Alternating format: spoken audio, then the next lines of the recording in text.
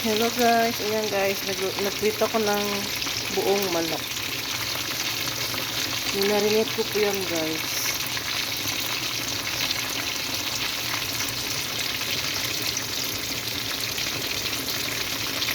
Ayan. Tapos konting ano lang, mag-crispy na siya.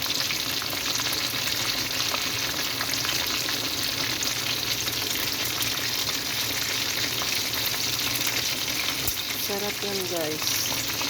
Nilagyan ko pa ng powder, garlic, powder, onion, and black pepper, and magic sarap, konting asin.